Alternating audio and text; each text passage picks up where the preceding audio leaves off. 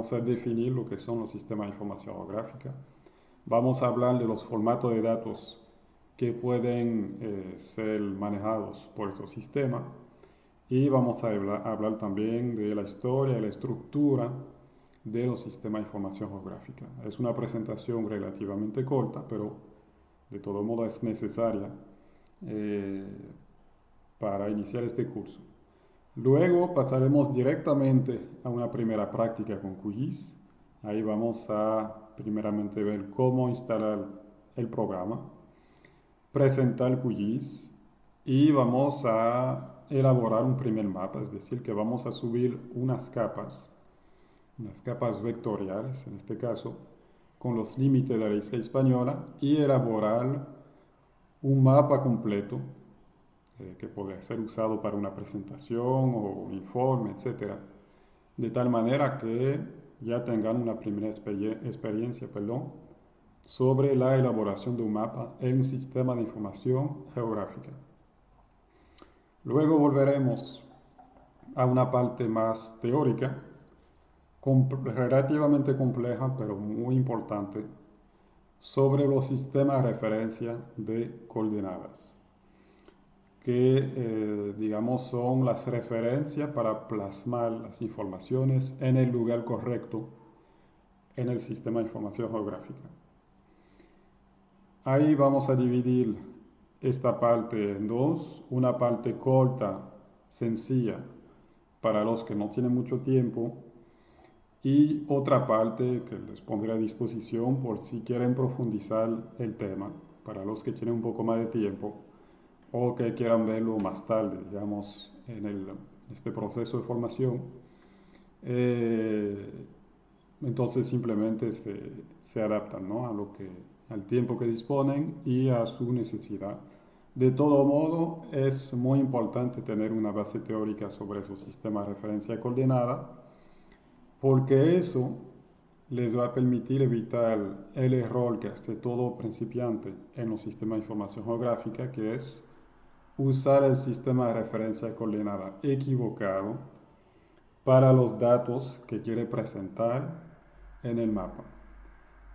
Y la consecuencia de eso es que los datos, por ejemplo, los poblados, una capa de poblados sobre la República Dominicana, termina en medio del Atlántico en África. Vamos a ver por qué. Justamente todo eso se debe a errores en el manejo de los sistemas de referencia de coordenada. Y eso lo veremos con una práctica, de nuevo en QGIS, sobre los sistemas de referencia de coordenada, en la que veremos cuáles son las consecuencias de usar un sistema de referencia de coordenada correcto o equivocado. Bien, y ahí cerraremos entonces esta primera clase. Tendrán las bases de la salida gráfica, cómo se elabora un mapa hasta el final. La base también sobre los sistemas de referencia de coordenada, cómo presentar en el lugar correcto los datos. Y a partir de ahí podremos seguir esa capacitación para manejar datos vectoriales, datos raster, hacer análisis y poco a poco acercarnos al análisis vinculado con la gestión de riesgo. Bien. Iniciamos entonces con la introducción a los sistemas de información geográfica, una presentación relativamente corta. Vamos a ver lo esencial, lo más importante, empezando con las definiciones, historia y tipo de datos que podemos manejar con los sistemas de información geográfica.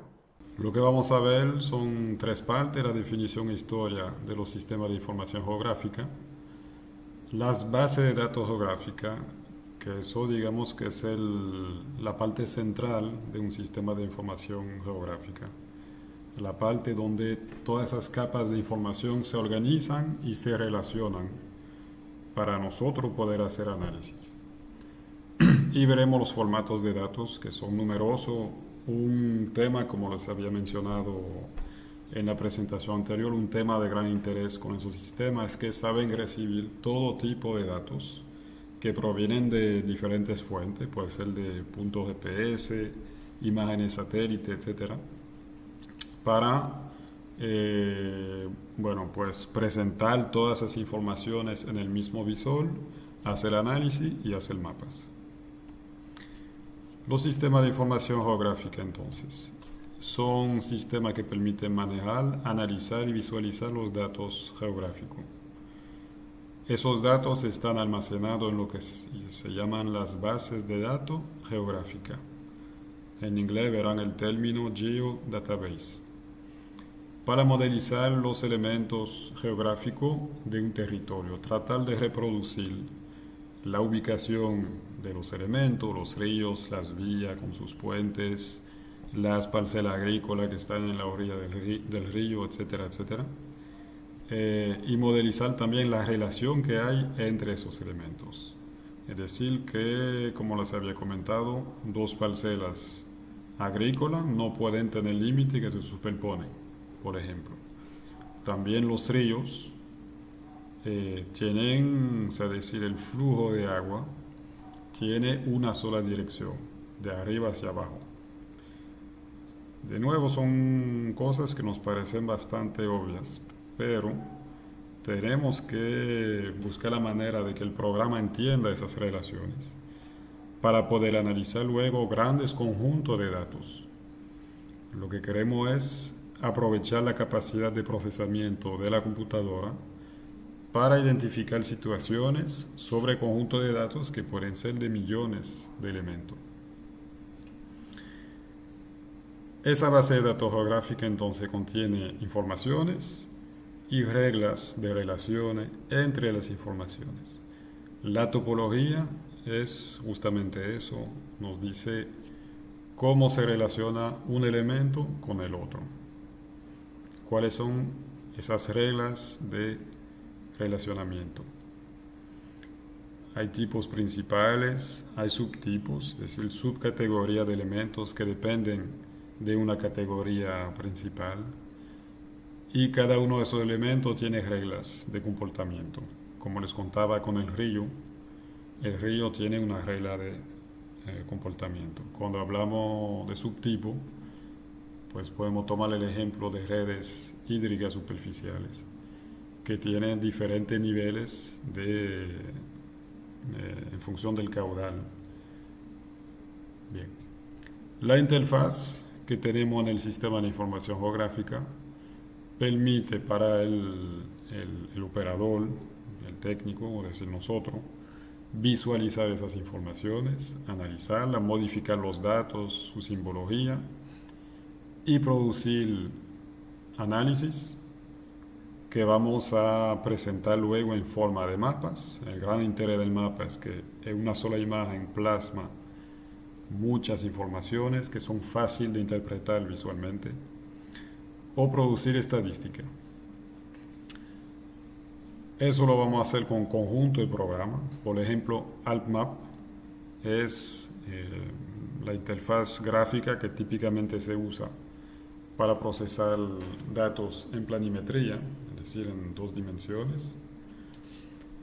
Y luego ese programa puede estar acompañado de otros, como AltSym, AltGlobe, que permiten en particular producir visualizaciones en 3 dimensiones. El análisis lo vamos a realizar a través de herramientas de geoprocesamiento. En AlpMap se llama un toolbox.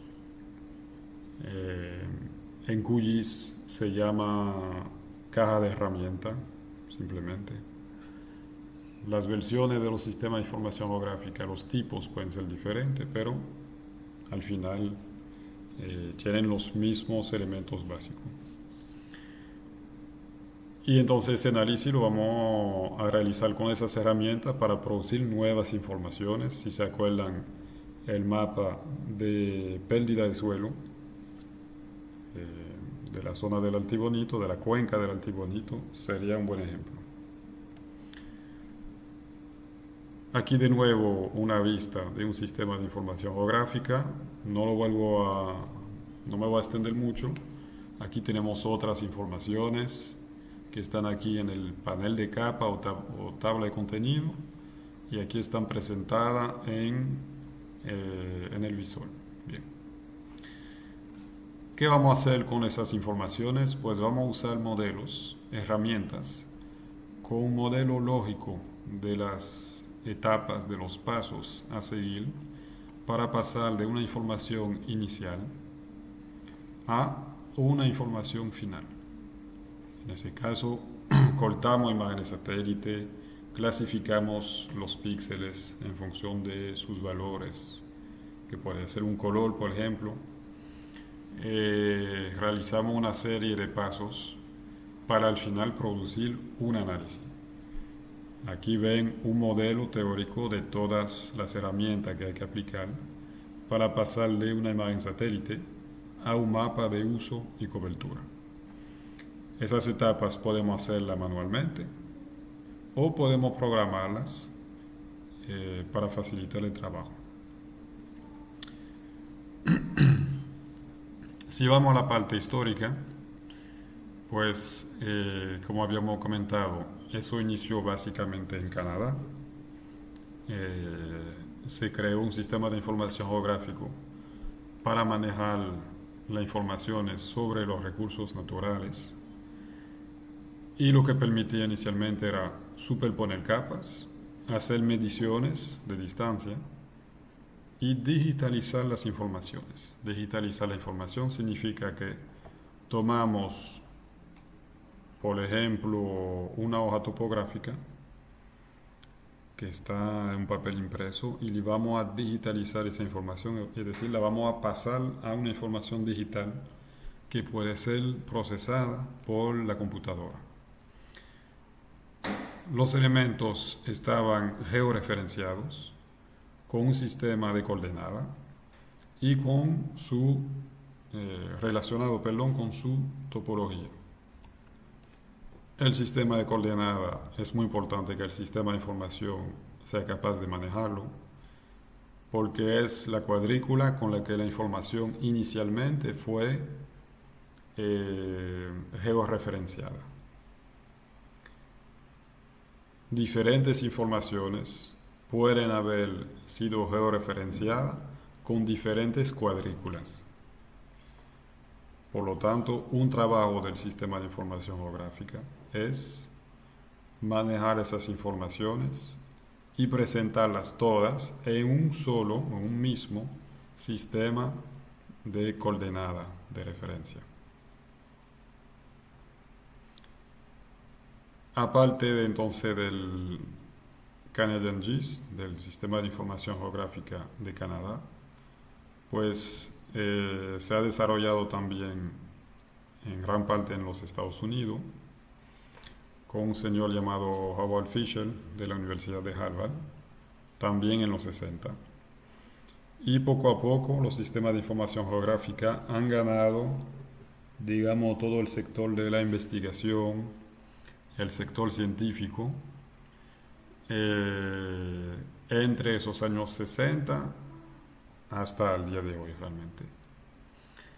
En los años 80 entonces aparecen los primeros sistemas de información geográfica comerciales, privados, que pertenecen a una empresa, codificado entonces por informáticos. Y entonces Esri en particular crea un sistema de información que se va a extender bastante, y luego otras empresas como Mapinfo, Intelgraph, Eldas, etc. Y aparecen también sistemas de información geográfica de dominio público, es decir, que son herramientas libres, son gratuitas, y también el código fuente, el código que se usó para crearlo, está abierto y puede ser modificado. En 1986 se crea el primer programa de sistema de información geográfica, que no está orientado directamente al sector de la investigación y a los científicos, sino al público en general. Por ejemplo, empleados del sector público, empleados de empresas privadas, etcétera, para que puedan hacer unos primeros análisis. Por ejemplo, en cualquier empresa se usa ahora los sistemas de información geográfica para ubicar los clientes y ubicar su zona de desplazamiento para saber dónde poner la nueva sucursal de una tienda, por ejemplo. Es decir, que poco a poco, a partir del 86, los sistemas de información geográfica se han desarrollado, se han expandido para implementarse en prácticamente todas las empresas, las grandes empresas y en el sector público. Eso inició con Mapinfo. Hoy los más comunes, los programas que más se usan son el AlpMap de Esri, el QGIS, que es un software libre que ustedes usarán y que hace exactamente lo que hace el AlpMap. Los sistemas de información geográfica se basan en tres tipos de elementos, es decir, en su forma de representar la información. La información puede ser representada por punto, por línea o por polígonos, es decir, por elemento de superficie. Y un mismo elemento, dependiendo de la escala, puede cambiar de forma de representación. ¿Se acuerdan que tomamos el ejemplo de la ciudad, por ejemplo, de Santo Domingo o de San Juan? Si hacemos un mapa mundi, la ciudad de San Juan no aparece en el mapa o aparece como un puntico muy pequeño. Si cambiamos de escala, nos acercamos a la provincia, a los límites de la provincia de San Juan, entonces la ciudad va a aparecer como un polígono y puede tener también líneas dentro de ese polígono para marcar las calles, etc. Bien. ¿Cómo se almacena la información en un sistema de información geográfica? De diferentes maneras. Como les había comentado, es el interés del programa de poder manejar muchas informaciones muy diferentes. La primera forma es en forma de un vector.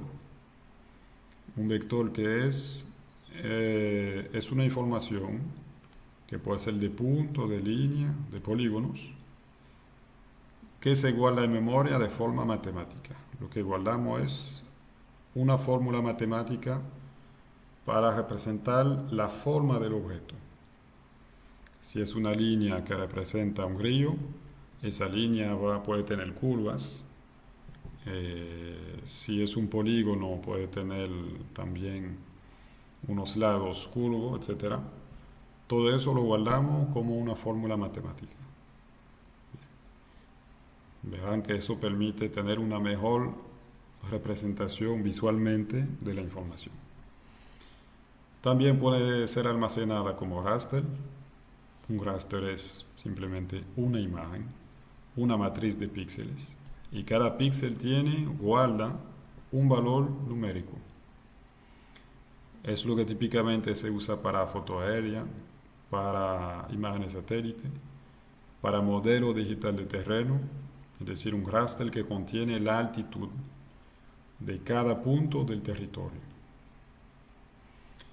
Tenemos también los TIN, que son redes irregulares de triángulos en inglés, que son triángulos que típicamente se usan para también representar el relieve, para enlazar puntos con sus altitudes y pasar de una nube de puntos sobre el territorio a una superficie continua. También podemos trabajar con redes y ahí va a ser muy interesante, por ejemplo, para los ríos, porque en ese tipo de forma de almacenar la información vamos a poder definir unas reglas de cómo debe comportarse esa red. Como les había comentado, el agua, por ejemplo, fluye en una sola dirección. Vamos a poder archivar y trabajar con datos topográficos.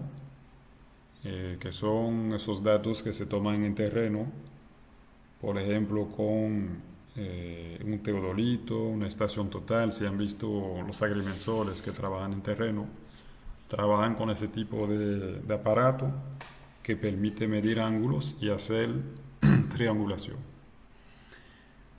Podemos archivar también y trabajar con una biblioteca de direcciones, simplemente. ¿Cómo conectamos esas informaciones? Podemos digitalizar datos impresos, es decir, que típicamente una hoja topográfica impresa la podemos escanear y encima de la imagen de esa hoja topográfica podemos dibujar de nuevo unos vectores. Dibujar los ríos, dibujar las carreteras, dibujar las parcelas, la zona urbana, etc. Podemos hacer mediciones en terreno con los sistemas de posicionamiento globales, como el receptor GPS. Han visto también ahora los agrimensores que trabajan mucho con GPS y GPS diferencial, es decir, con una estación fija y otro GPS que permite tomar la ubicación con una precisión al milímetro o milimétrica. Otros métodos topográficos, como les mencioné, estación total, etc. Podemos trabajar con datos que fueron tomados por sensores remotos, es decir, por la teledetección, un satélite con un sensor óptico, una cámara, un satélite con una antena radar. De eso hablaremos en la otra semana en la parte de teledetección. Un satélite que carga un láser, lo que se llama un LIDAR. Todos esos datos podemos procesarlo. Cada elemento de la base de datos geográfica tiene una representación geográfica y unos atributos que lo caracterizan. La tabla de atributos puede contener datos numéricos, que sean enteros, decimales, puede tener texto, puede tener fecha, etc. De eso hablamos en otra presentación. Aquí tenemos, por ejemplo, un archivo vectorial de plantaciones forestales. Esas plantaciones en terreno se van a ver como unos polígonos. Detrás de cada polígono tenemos esas informaciones. Un código de referencia, no son polígonos en este ejemplo, son puntos. El punto central de la parcela. O sea, ahí nos dice qué tipo de forma tenemos, son puntos, qué tipo de coordenada, las coordenadas que tiene, ahí son coordenadas proyectadas, y aquí el tipo. Puedo tener entonces informaciones numéricas, como estos campos, el campo feed, el campo este, el campo norte, o puedo tener información textual, aquí entramos un texto, plantación forestal. Yo podría también tener un campo que contiene fechas, etcétera, etcétera. Y vamos a definir las relaciones entre los elementos, la topología que mencioné ahorita. Vamos a poder definir también el dominio de los atributos, es decir, cuáles son los valores que puede aceptar tal y tal campo. Si vuelvo a este ejemplo, puedo limitar aquí, en este campo, el número de carácter que voy a entrar. O puedo limitar también las palabras que puedo entrar en este campo. Podría entrar plantación forestal o plantación agroforestal y ya, no permitir que el usuario entre otro tipo de información. Y vamos a definir también, como les decía, las reglas, por ejemplo, de las redes.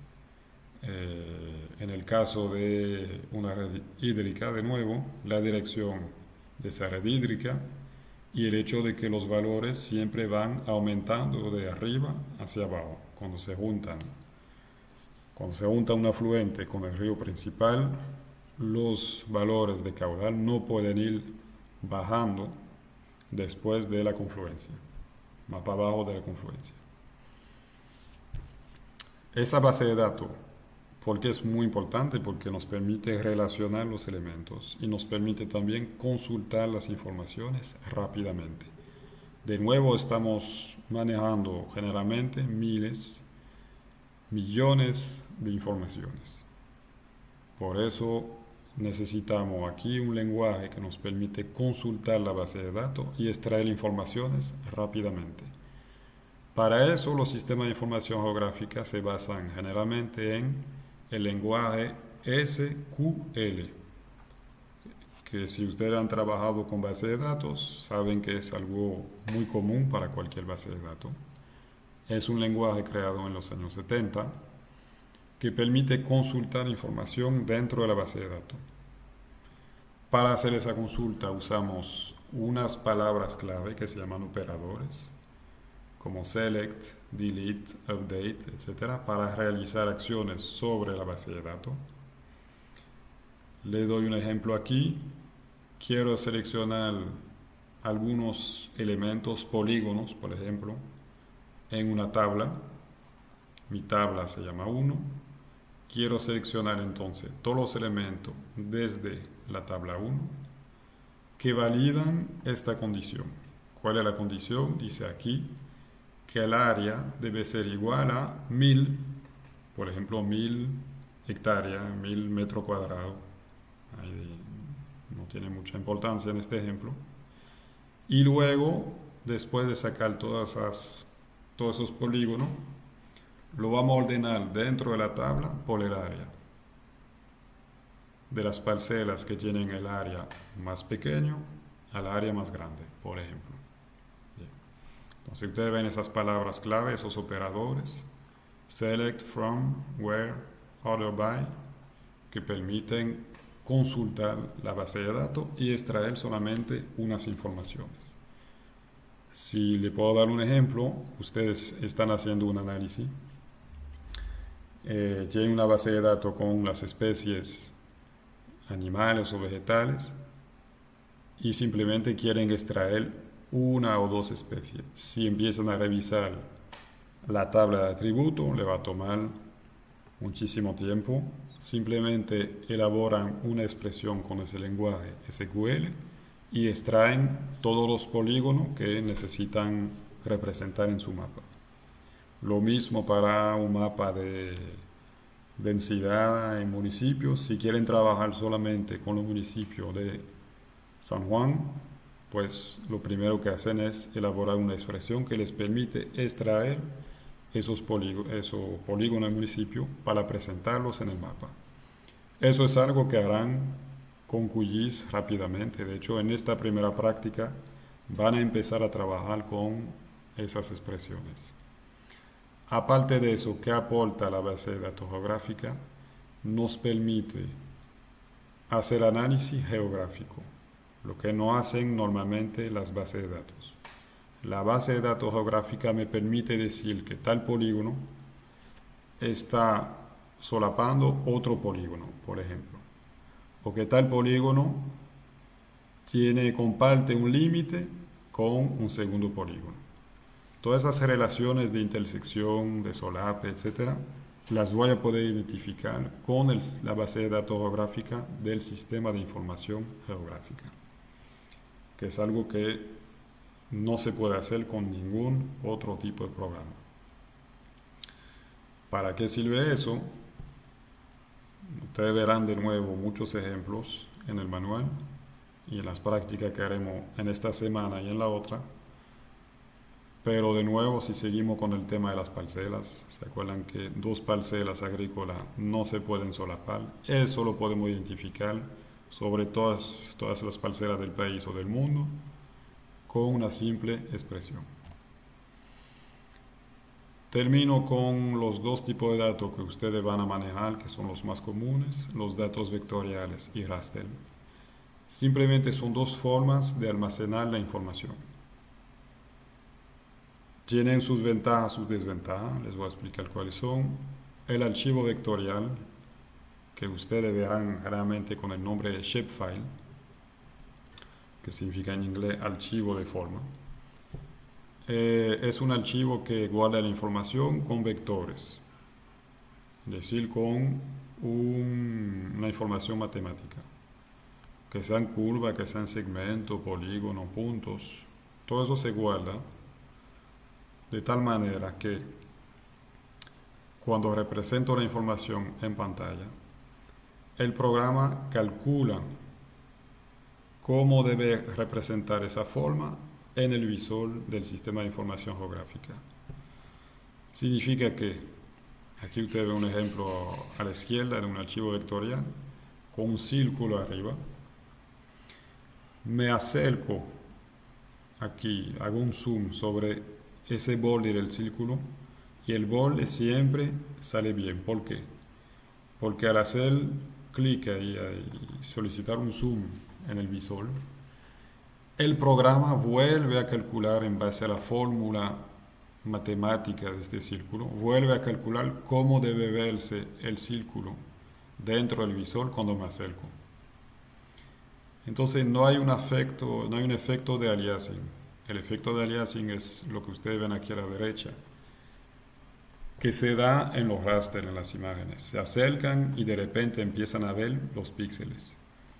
En un archivo vectorial nunca van a ver píxeles, lo que permite dar una imagen que de forma visual tiene mucha nitidez, es muy bonita, para decirlo de forma llana. ¿Cuál es la desventaja de ese tipo de archivo vectorial? Es que cuantas veces me acerco, me muevo en el visor, la computadora tiene que calcular de nuevo cómo se va a proyectar la información en pantalla. Si tengo muchos vectores, si tengo muchos polígonos, por ejemplo, muchos círculos sobre el territorio, pues le va a tomar mucho tiempo presentar esa información. Obviamente estoy hablando de millones. Si tengo miles de polígonos, las computadoras modernas no tienen ningún problema con manejar esa cantidad de información. Pero si tengo millones, va a ser más complicado. El raster, entonces, es una matriz compuesta de píxeles. Se define por la cantidad de píxeles, por ejemplo, 300 líneas por 60 columnas, y por la profundidad, que es que es la variación de intensidad de sus colores. Voy a volver a explicar esa parte, pero la gran ventaja del raster es que los archivos pueden ser más pesados, pero le cuesta menos trabajo a la computadora proyectar esas informaciones en pantalla.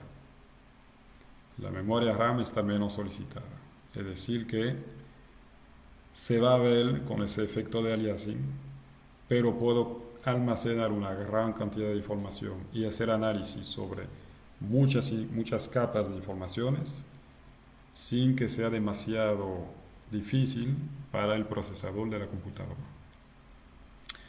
Entonces, típicamente cuando hacemos análisis espaciales complejos, lo hacemos con la información almacenada en forma de raster. También trabajarán con raster, no esta semana, sino la otra, y la siguiente también. El análisis que haremos para identificar las áreas que están pasando por una sequía en el país, lo haremos con una imagen satélite, que es un raster, y terminaremos sacando también un raster de la sequía. Vuelvo aquí al tema de la profundidad, la cantidad de bits. Eso significa que una imagen puede almacenar la información de diferente manera. Cuando la imagen tiene una profundidad pobre, típicamente tiene un solo bit. Tiene dos valores posibles, 0 o 1, que lo podríamos representar, por ejemplo, con esta rampa de color, negro o blanco. Es decir, que voy a tener poca variación posible, solamente 2, en los diferentes niveles que quiero presentar. Típicamente, si quiero representar una imagen satélite, pues en mi territorio los objetos o se ven negros o se ven blancos, no hay transición. Y poco a poco, a medida que vamos bajando, la profundidad aumenta. Aquí tengo 2 bits. 2 bits significa 2 a la potencia 2. Es decir, que tengo 4 posibilidades. Puedo tener el valor 0, 1, 2 y 3. Ya mi imagen se va a ver con más variaciones y voy a poder identificar mejor los objetos que estoy viendo en la imagen. Y así sucesivamente. Típicamente una imagen satélite se presenta con 8 bits, es decir, 256 niveles, valores posibles en la imagen. Bien. Me paro aquí, simplemente una pequeña introducción a los sistemas de información geográfica, y con la práctica pues entenderán mucho mejor todos esos conceptos de vector, de raster y de base de datos.